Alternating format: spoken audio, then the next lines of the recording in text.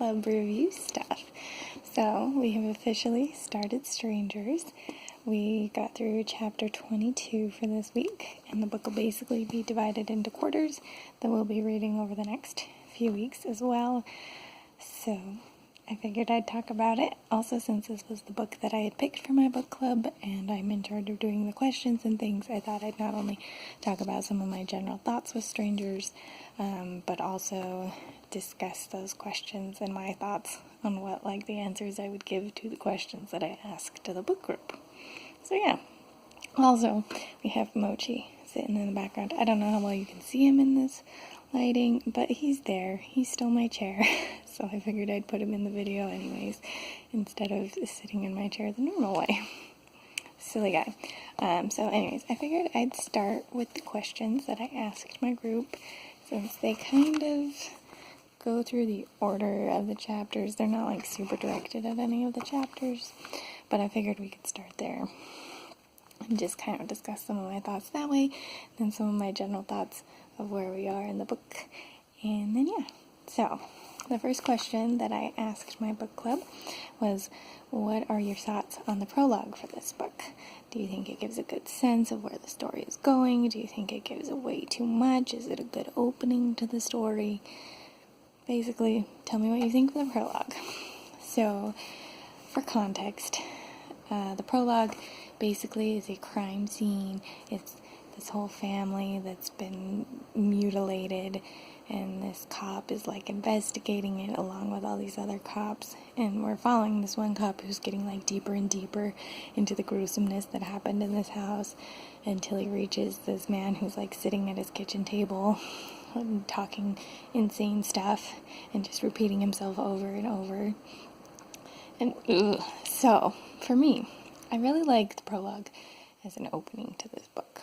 I think that it did a good job setting a tone and an atmosphere and getting you into the idea that, yes, this is a horror novel. There'll be a lot of suspenseful stuff.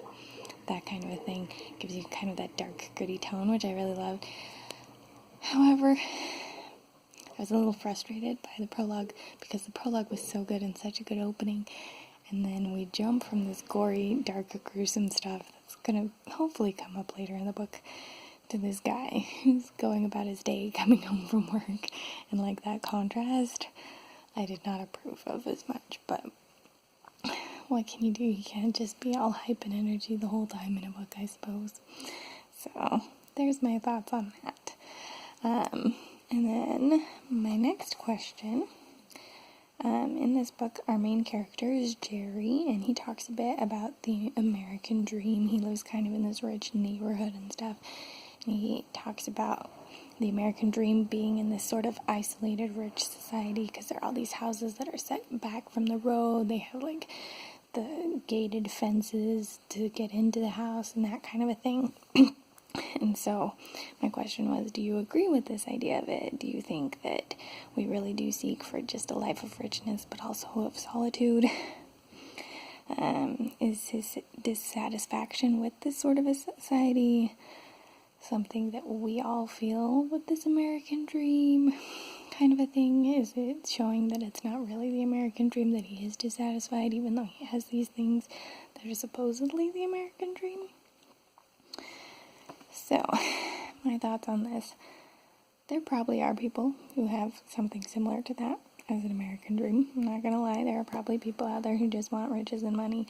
That's part of why people go into careers like lawyering and doctors. Not always the reason, but I know that there are people who are motivated by that kind of a thing. But I asked about Jerry's dissatisfaction and its relation to the dream because I think that's where I fall in it. That it's he's the one who's got these things that are supposed to be the dream, and he's dissatisfied with them.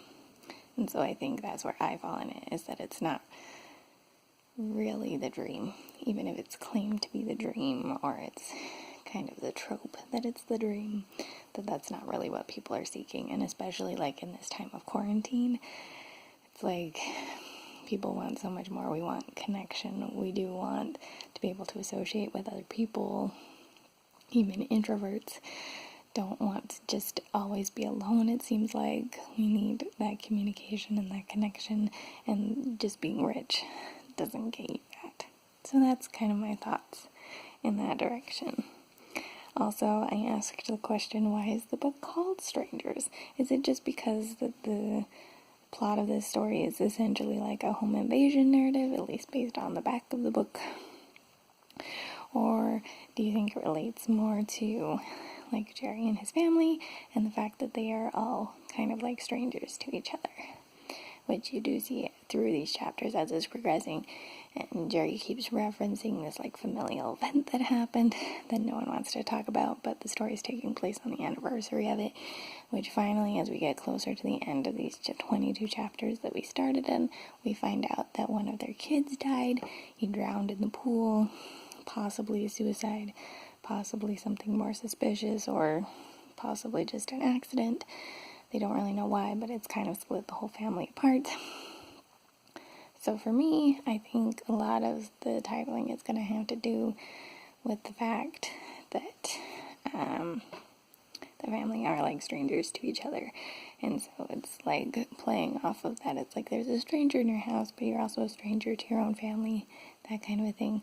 But I'm curious to see if it'll play into more things, because I do know that Michaelbrent Collings has also written a sequel called Stranger Still, which I think features our home invasion character, but don't quote me on that because I obviously haven't read it. I haven't even finished this one to know if the guy makes it through.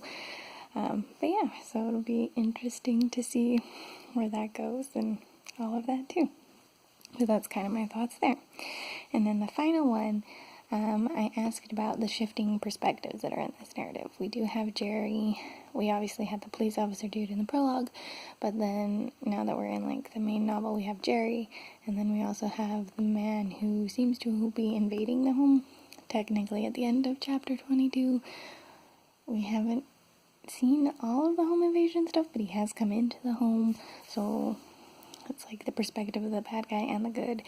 And my question was, do you think this is effective storytelling? Does it ruin the flow of the story? Just kind of how you're sitting with this sort of storytelling. And for me, overall, so far, it's not been bad.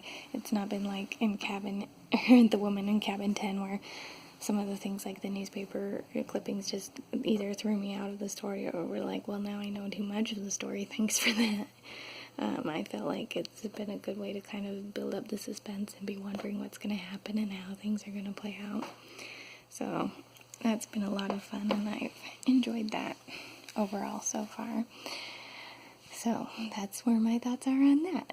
If you happen to have any thoughts or opinions, having read this book as well, and want to answer any of those questions, feel free to do so in the comments. And then also, since I haven't just talked about my feelings on it, let's talk about my feelings on these first 22 chapters so far. I guess I addressed a little bit of it with the prologue, and I mean even the shifting perspectives, and talking a little bit about how some of the pacing had been working so far for me, but overall I'm really enjoying this. I've had to work really hard to pace myself and not just read the whole thing at once, but I'm happy that I'm pacing myself so I can stay with my reading group and not accidentally give spoilers or anything. I'm really excited to see what happens next. In some ways, stopping at chapter 22 was a really horrible stopping place, because the back of the book talks about how the doors are locked, the windows are barred, you've just woken up and your home is like this. And that's basically where chapter 22 is. They've just woken up, they've just found out that they're stuck in their house, and it's like, oh my gosh, I need to find out what happens next. Thank heavens I have next week to read on and find out. But yeah, so that's been really great. I think I was mildly frustrated too when we were hinting at the family trauma, but not just coming out with it. It felt kind of like how you might try to think about things by not thinking about them, where it's like, oh, this is kind of reminding me of that, better veer away. And, you know, if you were then like narrating those feelings, it would not give it away completely.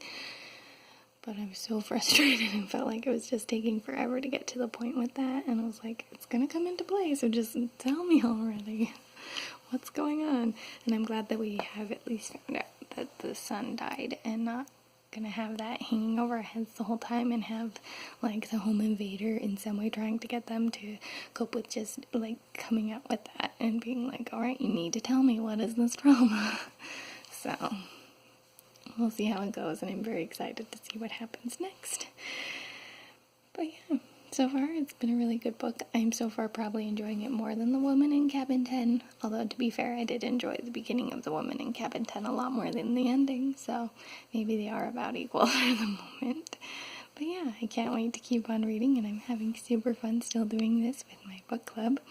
Let me know if you happened over at Strangers as well, and I will talk to you all in my next video. This is the Umlaut Harper signing out.